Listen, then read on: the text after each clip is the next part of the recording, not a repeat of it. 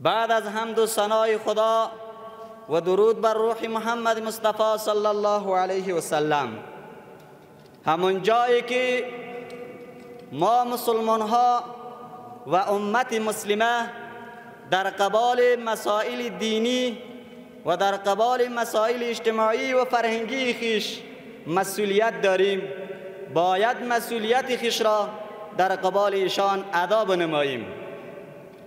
یکی از فرامین و دستورات الهی برای امت مسلمه اتحاد و وحدت است که همانا اتحاد و وحدت یکی از مسائل دینی امت اسلامی و یا دین مقدس اسلام می باشد.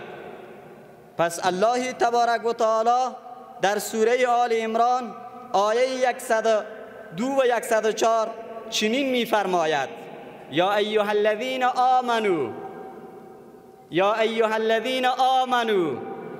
وقتی که آیه 102 سوره آل عمران را مورد تلاوت خویش قرار می دهیم، خطاب با خود تلاوت کننده می شود. ما و تویی که مسلمان هستیم، ما و تویی که مؤمن هستیم، ما و تویی که پیرو دین مقدس اسلام هستیم، به ما می گوید یا ایها الذین آمنو، ای کسانی که شما ایمان آورده اید. نی با یهود می گوید، نی با نصارا می گوید، نی با زردشت و سکولار و یک و دوی دیگش می گوید. به تویی که مسلمان هستی، به تویی که مومین هستید، به ما و تو می خطاب می کند یا ایها الذین آمنو، ای کسانی که شما ایمان آورده اید.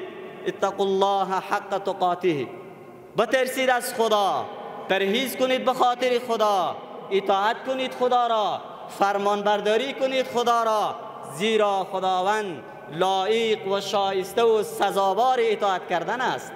زیرا خداوند شایستگی تقوا را دارد که بنده مومین باید از خدا بترسد. ولا تموتن الا وانتم مسلمون، از دنیا نروید، نمرید مگر اینکه در حال مومین و مسلمان هستید. یعنی از ابتدای و از مرحله اولی زندگیت تا به انتهای عمرت باید در اسلام بوده باشید، باید داخل چوکات دین مقدس اسلام بوده باشید. نشود که خدای ناخواسته در مراحل اخیر عمرت از اسلام روگردان شوید و از چوکات اسلام بیرون شوید. نه، آیه قرآن می فرماید ولا تموتن الا وانتم مسلمون، نمرید شما مگر اینکه مومین و مسلمان بوده باشید. یعنی تا لحظه های اخیر عمرت از قرآن و از اسلام اطاعت و پیروی بکنید و دستورات الهی را مورد پسند خویش و جامعه عمل بر تنتان بپوشانید. و بعد در ادامه می فرماید واعتصموا بحبل الله جمیعا ولا تفرقوا، همه شما مومنین، یعنی وقتی که خطاب با مسلمان ها و مومنین شد، همه شما با رسمان الله چنگ بزنید، رسمان الله را محکم بگیرید. همان رسمان الله چیست؟ علما و مفسرین می‌فرمایند مراد از رسمان الله در اینجا عهد خدای تعالی هست، عهد و پیمانی که با الله بستیم از روزی الست بربکم، از اون عهدی که با خدا بستیم، با اون عهدتان محکم بوده باشید و با اون عهد چنگ بزنید، و یا این که با قرآن چنگ بزنید و یا اسلام و دین مقدسی اسلام می باشد. پس همه این معانی مترادف یک دیگر هستند. عهد و پیمان خداوند همانا دین الله هست، دین الله همانا اسلام هست و دین اسلام همانا قرآن کریم است. پس چنگ با وحدت، چنگ با قرآن، چنگ با اسلام بزنید. ولا تفرقوا، جدا جدا نشوید، تفریقه نشوید، اختلاف در بینتان نکنید، نزاع و کشمکش نکنید. چرا که نتیجه نزاع، نتیجه اختلاف، نتیجه پراکندی که در دنیا چیره بدی خود را نشان داد که نتیجه مثبت ندارد. پس از اون جایی که اختلاف و همپاشی و پراکندی نتیجه مثبت و نتیجه خوبی ندارد، قرآن کریم می‌فرماید ولا تفرقوا، شما تفریقه نشوید، از هم جدا نشوید، بر علیه یکدیگر سنگر نگیرید، بر علیه یکدیگر توطئه نکنید. نگویید که فلان قومی من است، فلان نژاد من است، فلان زبان من است. نه، همه مؤمنین یک قوم هستند، همه مسلمان ها یک نژاد هستند، همه مسلمان ها یک زبان هستند. زیرا ما یک قرآن داریم، یک الله داریم و یک پیامبر اخیر الزمان که همانا محمد مصطفی صلی الله علیه و سلم است. از دستوراتش اطاعت میکنیم، پس همه ما یکی هستیم. بعد از اینکه قرآن به ما دستور میدهد چند بار اسمان الله بزنید، اونجا یک قاعده دیگری را نقش میبندد که ولا تفرقوا، جدا جدا نشوید، اختلاف نکنید. پس اگر تاریخ را مطالعه کنیم، دنیای گذشته را بررسی کنیم، همه بی‌نتیجی ها و همه عقب ماندگی هایی که در سرزمین ها به وجود می آید از اختلاف همون ملت هاست، از اختلاف همون مردم هست. وقتی مردم یک جامعه، مردم یک کشور، مردم یک ولایت، مردم یک محیط با هم در نزاع باشند، با هم در اختلاف باشند، اونجا پدیده درستی ندارد، اونجا نتیجه خوبی ندارد. سرانجامش این می شود که از همه امور دینی و دنیوی خیش انسان ها عقب می مانند. پس چیزی که ما را رو به ترقی، رو به پیشرفت، رو به تمدن می کشاند همانا اتحاد و وحدت است. پس یکی از مسائل دینی و یکی از مسئولیت‌های ایمانی که باید مسلمان‌ها و پیروان دین مقدس اسلام او را به طور صحیح و درست محافظت بکنند همانا اتحاد است. زیرا اتحاد است که ما را با پیروزی، ما را با کامیابی میکشاند. از اونجایی که اتحاد از بین یک جامعه رخت سفر ببندد، به جایش اختلاف و نزاع و کشمکش بیاید، او جامعه از بین می رود. در آن جامعه غیرت باقی میماند، نه شهامت باقی میماند و نه تمدن و پیشرفتی در آنجا ایجاد می شود. پس همه چیزهایی که انسان را هم در دنیا کامیاب می سازد و هم در آخرت، همگیش وابستگی با اتحاد یک جامعه دارد، وابستگی با اتحاد یک ملت دارد. شما در گذشته ها دیدید، نتیجه اختلاف ها را دیدید، نتیجه انقلاب ها و ائتلاف ها را دیدید. همگیش به جایی کشانید که ملت ما را گویا که یک ملت نو تولدی به دنیا آمده باشد. الحمدلله ثم الحمدلله، به پیروزی و به آمدن امارت اسلامی در افغانستان همه ملت ما واحد شدند، همه ملت ما با رسمان الله چنگ زدند، همه ملت ما و همه رعیت ما هم در کنار نظام امارت اسلامی ایستاده هستند. پس سبب اتحاد این است، سبب اتفاق این است، نتیجه اتحاد و اتفاق این است که ملت ها و یا رعیت ها در کنار نظام با شایستگی ایستاده هستند و نظام و حکمت هم و به طور صحیح و درست و با وظیفه ایمانی و اسلامی خود مسئولین یک نظام اسلامی از رعیت و مردم خیش محافظت می کند، اونها را در آغوش دارد. بارها شنیدید از مسئولین بزرگ امارت اسلامی، از سطح رهبری گرفته و تا رئیس الوزراء، مسئولین وزارت های امارت اسلامی و پایینترین رتبهش حتی در یک ولایت شما شنیدید که هر روز صدا میزنند مردم های، یعنی افغان هایی که از افغانستان بنا برامون نتیجه ای که در بین مردم ما کشتی نفاق را انداخته بودن، حالا اونجا شرمشان می آید که بیاید اینجا، اونها را صدا میزند که بیایید نظام اسلامی برای آمدن شما زمینه را مساعد کرده است، بیایید که نظام اسلامی شما را در آغوش میگیرد، از خیانت شما، از پراکندگی شما، از نفاق اندازی شما در جامعه عفو و بخششتان کرده است، بیایید. پس این چنین نظام است که انسانها را رو به تمدن و رو به پیشرفت و رو به ترقی میکشاند. پس وقتی که قرآن میفرماید ولا تفرقوا، شما تفریقه نشوید، شما با هم کشمکش و نزاع نکنید، پس اینجاست که اختلاف در مسائل دینی هست. یعنی نهی همین اختلاف در مسائل دینی هست، یعنی شما در مسائل دینی تان اختلاف نکنید، زیرا در مسائل دینی شما کدام اختلافی وجود ندارد. پس چی نیاز است که شما مردم اختلاف کنید؟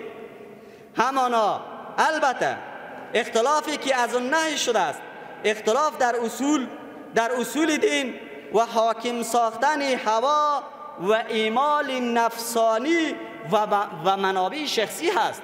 یعنی به خاطر هوای نفستان، به خاطر منافع شخصیتان و به خاطر قوم پرستیتان و به خاطر نجات پرستیتان شما اختلاف نکنید. اگر اختلاف اجتهادی می آید در مسائل فروع دین، او پسندیده است، او نیکویش نشده است. پس این جایی که قرآن میگوید ولا تفرقوا، در مسائل کلی دین اختلاف نیست. پس شما مردم هم، شما رعیت هم و شما مسئولین نظام اسلامی هم به خاطر منافع شخصیتان اختلاف نکنید، زیرا اختلاف نتیجه خوبی ندارد. و بعد در ادامه می‌فرماید وقتی که شما یعنی چنگ با رسمان الله، با قرآن، با اسلام و با دین مقدس اسلام چنگ زدید، متحد شدید، اختلاف نکردید، چی بکنید؟ واذکروا نعمت الله علیکم، بیاورید یا یاد کنید نعمت خدای تعالی را بر خود. اذ کنتم اعداء فالف بین قلوبکم، وقتی بود شما دشمن یکدیگر که الفت و مهربانی در بین قلب‌های شما انداختند. این نعمت خدا را یاد بکنید. زبانگرایی، قومگرایی، سمتگرایی اینها بکار نیست. چیزی که بکار است، چیزی که ملت ما را میسازد، چیزی که کشور ما را رو به تمدن و ترقی و پیشرفت میبرد، چیزی که دین و ایمان ما را محافظت میکند، همانا اتحاد، وحدت، انسجام و همبستگی هست. پس شما این نعمت را از یاد نبرید. فاصبحتم بنعمته اخوانا، توسط همین نعمت، توسط اسلام، توسط پیامبر صلی الله علیه و سلم، توسط قرآن کریم، اوس و خزرج با هم برادر قرار گرفتند. توسط آمدن امارت اسلامی، توسط حاکم شدن نظام اسلامی و قرآنی در سرزمین عزیز ما افغانستان، همه شما در کنار هم برادر قرار گرفتید. پس این نعمت را از یاد نبرید. این نعمت بزرگ خدا را فراموش نکنید، شکر این نعمت را ادا بکنید. خصوصا ملت ما، خصوصا مسئولینی که در رأس وزارت ها قرار دارند، خصوصا مسئولینی که در رأس ولایات و ریاست ها قرار دارند، اونها متوجه این باشند که آمدن این نظام با آسانی نیامده است. با هزاران مشکلات، با هزاران سختی که شما دیدید، تحمل کردید، ای را آوردید. پس با آسانی ای را از دست ندهید که از دست دادن چنین نظام سبب انپاشیدن یک ملت، سبب عقب ماندگی یک کشور می شود، سبب از بین رفتن و یا تراشیدن دین یک شخص می شود.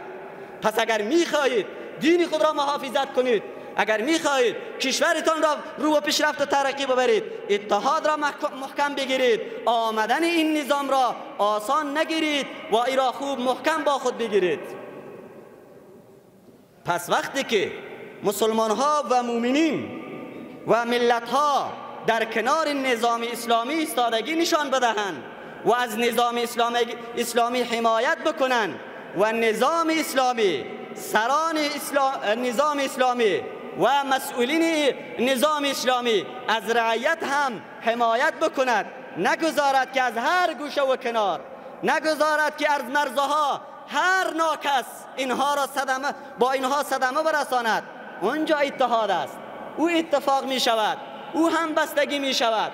پس این می شود که ما با این آیه قرآن چنگ زدیم و این آیه قرآن را با تن و جان خیش با عملی پوشانده ایم. یعنی واعتصموا بحبل الله جمیعا ولا تفرقوا واذکروا نعمت الله علیکم اذ کنتم اعداء فالف بین قلوبکم فاصبحتم بنعمته اخوانا. پس سبب برادری شما، سبب در کنار آمدن شما، اتحاد شما بوده است، عدم اختلاف شما بوده است، ذکر این نعمت خدا و محافظت کردن از نظام اسلامی بوده است که شما با هم برادر شدید، با هم یار و یاور شدید و با هم مسئولیت پذیر شدید.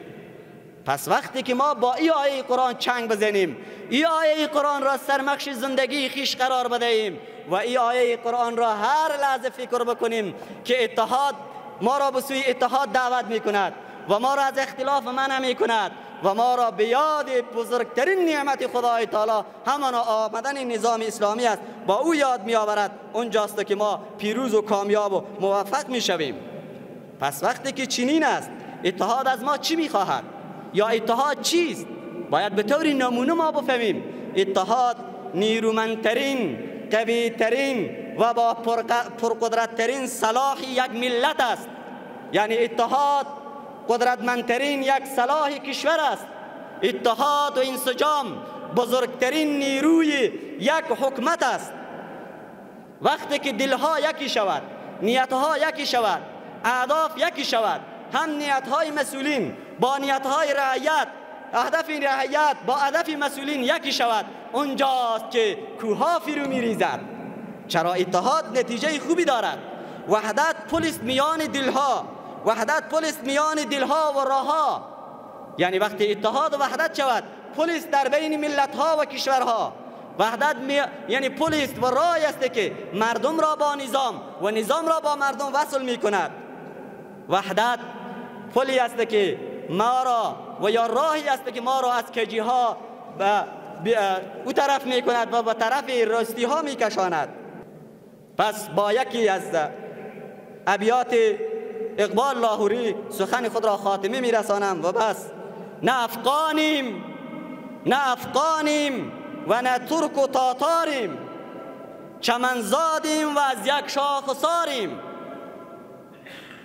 تاجیک بودن، پشتون بودن، ازبک بودن، قوم این و آن بودن بر ما امنیتی ندارد، زیرا ما چمنزاد و از یک شاخساریم. ما همه پیروان دین مبین اسلامیم. تمیز رنگ و بو بر ما حرام است. اگر بگم من از فلان قوم هستم، من فلان منصب را به دوش دارم، اینها حرام است. تمیز رنگ و بو بر ما حرام است که ما پرورده یک نوبهاریم. به به، ما پرورده یک نوبهاریم، همانا پیروان دین اسلامیم، همانا حامیان نظام اسلامی هستیم. پس وقتی که ما حامیان نظام اسلامی باشیم، تمیز رنگ و بو بر ما حرام است. در اخیر هم با نمایندگی از ریاست شورای علمای ولایت غور، حضور همه شما مسئولین بزرگ و مهمانان ویژه و مجاهدین سربرکف و مسئولین دلسوز این ملت و شما بزرگان و سران قومی این سرزمین را در اینجا خیر مقدم گفته و از بارگاه خداوند برای همه شما پاداش مزید را خواهان هستیم.